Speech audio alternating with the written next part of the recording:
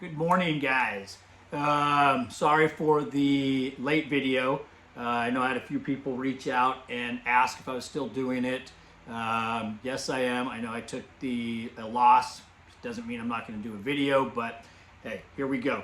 So we'll get to the matchups first. We'll get to the matchups first. It's Thursday morning. We have football tonight. Saints and Broncos. Don't really know what to expect. Saints, first time they're going to be going against Sean Payton. Their offense is beat up. They don't have Chris Olave. They don't have Rashid Shaheed. Derek Carr is out also. So Radler, he did not look too bad last week, but his weapons are beat up. Maybe Taysom Hill will return. I know social media has been pumping up memes. So let's see what happens tonight. But tonight, Denver and the Saints, okay? Shouldn't be too high scoring. Maybe, I don't know, 24-20, 27-20, something like that. Honestly, don't know. I'm going to say Denver's going to win. Their defense looks strong, but you never know. Short week, and we will go from there, okay? So Saints and Broncos tonight. First thing, matchups. Dylan McDonald beat Sean 236.25 to 219.90. Again, Dylan McDonald beat Sean 236.25 to 219.90. Ian beat Jason 247.7 to 162.5. Okay, Ian over Jason, 247.7 to 162.5. Devin over Nate. Nate took his second loss, 234.75 over Nate at 203.55. So Devin beats Nate 234.75 to 203.55. Mark, congratulations on the win. It's all I can say is congratulations on the win. You beat me. You are 2-0 against the 2-4 teams. So I will get more into that, but you're winning where you need to win because the bottom of the barrel is pretty deep. I think half the league is at 2-4. You beat me 269.65 to 260. 269.65 to 260. And then finally, we have 3 minutes in, and first time I'm mentioning it. Dylan Shemp. Wow. You did it. You dethroned him. You pulled the rug from underneath his feet. You whooped his ass. You gave him no hope. Now he's out crying, trying to make trades, trying to make moves. And yes, you beat, what's his name? Landon. Dylan Shemp beat Landon. Is that who he beat? No, Landon didn't lose. He's 6-0. Oh, wait a minute. He was 5-0. Now he's 5-1 because Dylan Shemp, again, beat Landon. 231.9 to 191.5.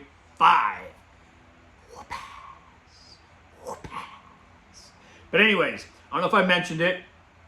Dylan Shemp beat Landon. I don't know if I mentioned the score, but 231.9 to 191.5. Sorry, Dylan. Didn't mean to give Landon so much credit. He didn't score in the 200s. He scored 191.5. Okay, let's get that straight. So now we go to the standings. And yes, Landon at 5-1, not 6-0, 5-1. 1,534 points, .30. He is in first place overall with 5-1 record. Ian second at 4-2. Yes, Ian has climbed up to the top of Division 2. Good job, Ian. And I got to say, you've done it really on your team. You haven't made any off-the-wall trades. Some won't agree with me trading.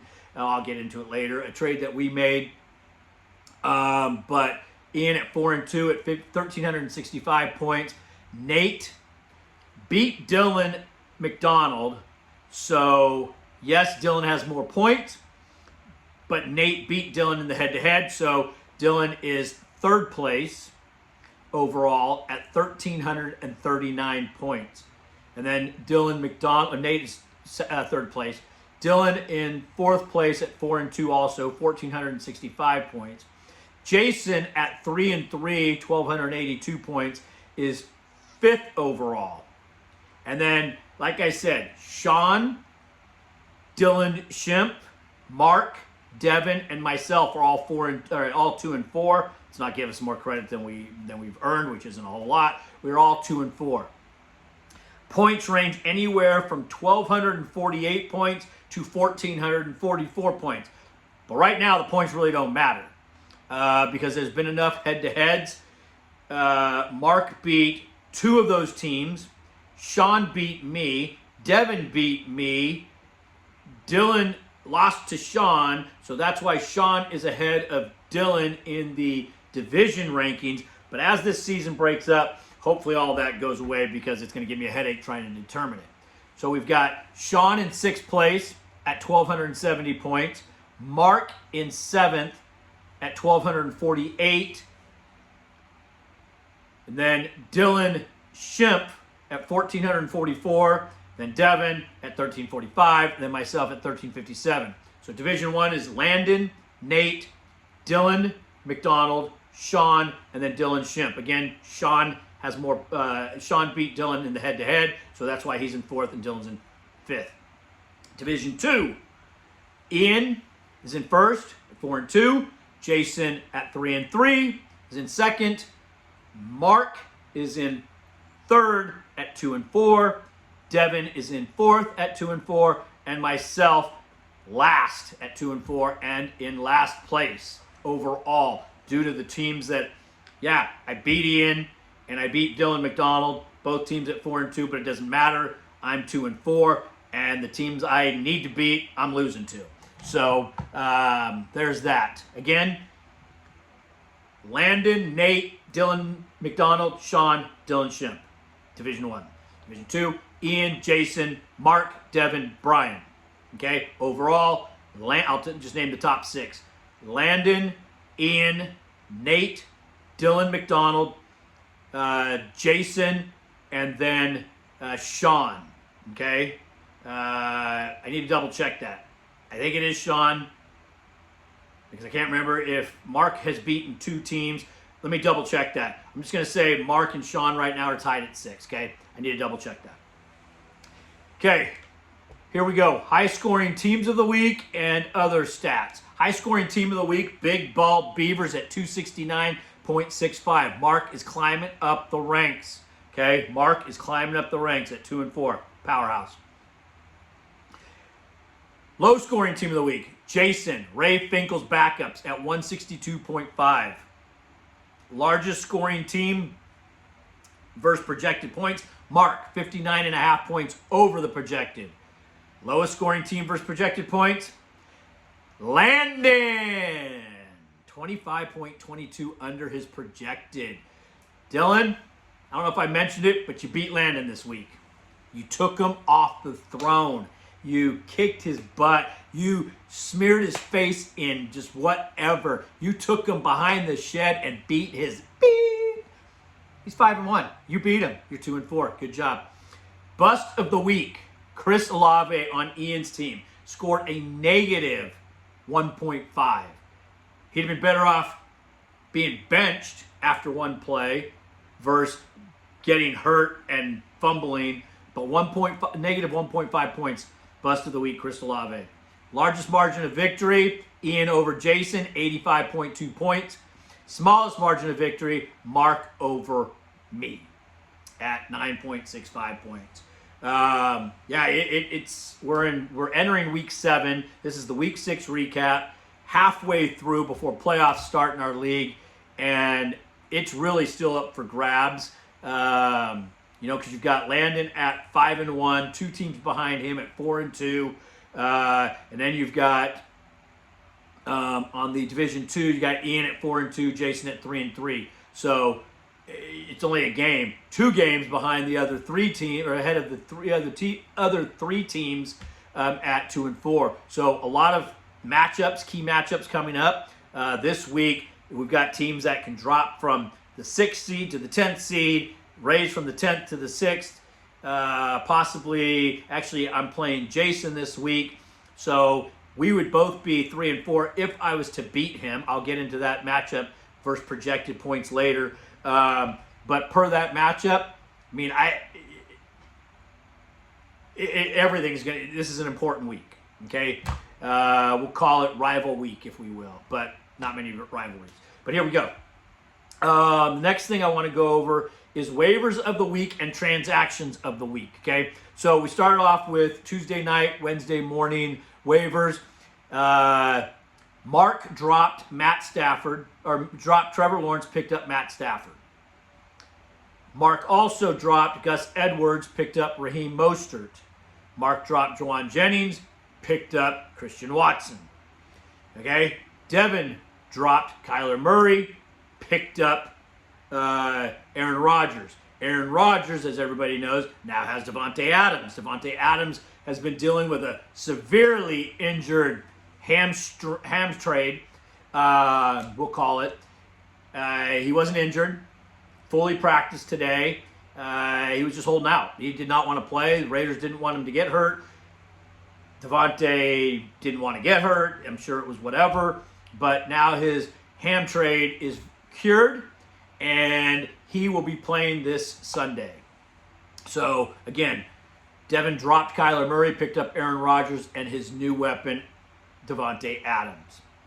I dropped Caleb Williams, picked up Sam Darnold. Devin dropped the Denver defense and picked up Cincinnati. So, defense. And Ray Finkel's backup dropped Jalen Warren, picked up Isaac Garando, however you pronounce it. Nate dropped Dalton Kincaid, picked up Cole Kmet. Nice move. As Caleb Williams is starting to turn it on, so is Cole Kmet. Also, dropped the Tampa Bay defense, picked up Trey Tucker. That was done by Nate also. Ian dropped Dontavian Wicks, picked up Demario Douglas. Nice pickup. Ian also dropped Xavier Legette, picked up the Buffalo defense. Optimus Prime also, this was done in waivers when he woke up in the morning, dropped Kevontae Turpin and picked up David Njoku. Nate, last night, dropped Jeremy McNichols, picked up Zach Ertz. Optimus dropped Green Bay today, or this morning at waivers, and picked up Jerry Jeudy. Jerry Jeudy wasn't available, but now being the wide receiver 1, if you want to call him that, in Cleveland, because Watson is pathetic. And so I believe Sunday, Jason dropped Jerry Jeudy and picked up someone, and Ian was able to grab him on waivers last night. Okay, so there are the ad drops for the week. And now back to Thursday night matchup. Or my next week's fantasy matchups are, or actually last week I should say, the matchups were Seattle and San Francisco. That was a fantasy producer. Saints at Bucks. Bucks really produced. The Commanders and Ravens. Ravens produced. Commanders did, a little bit. Cardinals and Green Bay. Green Bay produced. Cardinals not so much. Lions at Cowboys. Lions completely produced. I don't know if any of you started an offensive lineman as a wide receiver, but 2 of them had the opportunity for touchdowns or catches. So the Lions just demolished and embarrassed the Cowboys. That was a great game. This upcoming week's matchups that I think will be fantasy producers are the Lions at the Vikings, Seahawks at Falcons, Texans at Green Bay, Chiefs at 49ers. I think it's going to be a defensive battle, but I think there will be some key players with some important stats that can be helpful. Not calling it a complete fantasy producer because we've seen them play a couple times the past couple years in the Super Bowls. Mahomes isn't what he has been, but he still produces. Kelsey's coming alive. They're coming off a bye. Expect to see some things changed. Andy Reid has had 2 weeks to prepare for the Niners. Andy Reid, with 2 weeks to prepare, I believe has an unbelievable, I don't know, it's like a 75% win percentage when he has 2 weeks to prepare. And Ravens at Bucks.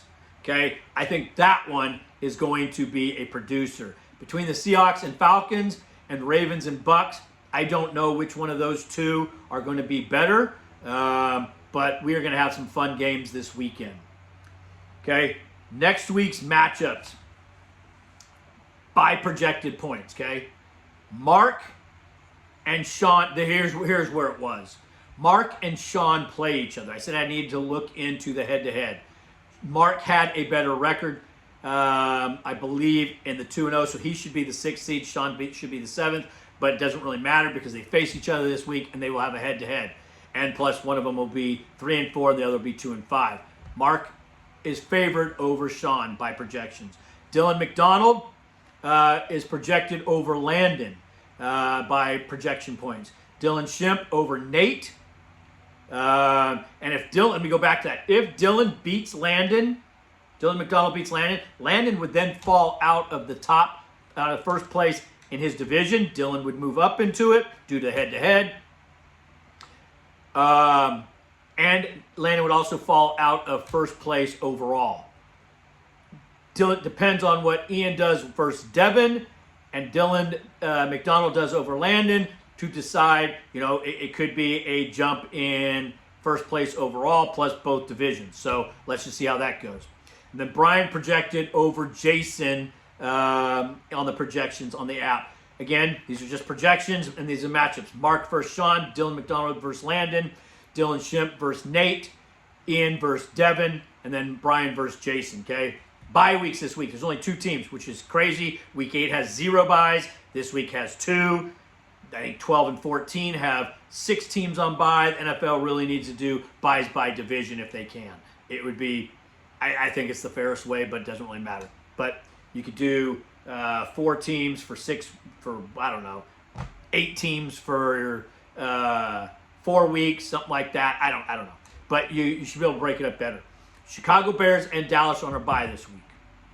Okay, so trades that happened this week that I said I would get to. Ian and I made a trade, Josh Allen for Kirk Cousins and Xavier Worthy. Reason I made this trade, Ian told me he's going off a name value. He had no idea. There was talk that they might get a receiver. I'm sure that's what he was banking on. Amari Cooper was talked about going there, and Amari Cooper did go there. All that doesn't matter because that was done after the fact. I made the trade because Josh Allen has not been, he wasn't worth the first quarterback pick. A lot of you told me I was dumb to do it back in the draft. But anyways, I did it. I took him first overall. 30-something points the first 2 weeks. I think he got 41 this week, so his best week. But I did it because I needed a receiver. Xavier Worthy, I believe, coming out of the bye, will have more of an opportunity. Most rookies do most receivers do their rookie year, is how I should word that. Coming out of the bye, if they're hitting, they should be important down the road. I believe Xavier Worthy being a first-round pick, so he's got the draft capital, plays with Mahomes. Mahomes needs to get better, just plain and simple. He needs to play better. And Kelsey, with the way he's coming on, Juju's came on that one game. I really think they're going to try to, or hope, they're going to try to force an increase in Xavier Worthy touches. Whether it be, it be screen passes, it be deep balls, it be motion, RPO, it be motion before the snap, just things to create and set up more opportunities for Worthy. He's been productive, but he needs to be more involved for that deal to actually trade, because if he just sits on my bench, I lost the trade. If he becomes a starter and his points plus Kirk Cousins' points equal, anything of value to Josh Allen and something Ian is starting, then I think it was a fair trade.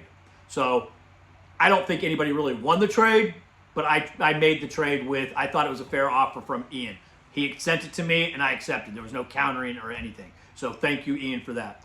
Again, tonight we have football. Again, we have another 6:30 game on Sunday, the Jags and the Patriots. Here's a stat for you that I've read.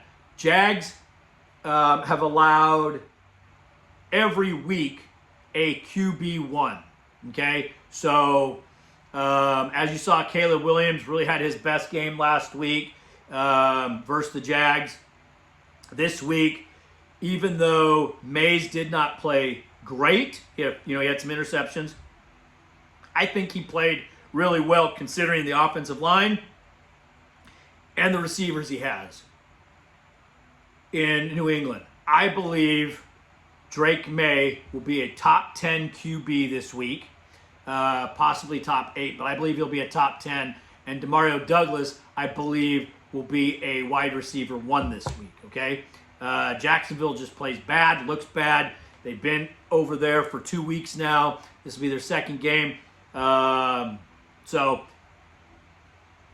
that's my take on that. And then we have 2 Monday night games. Okay, I don't know if this has become the norm or whatnot, but there's that. Okay, so thank you.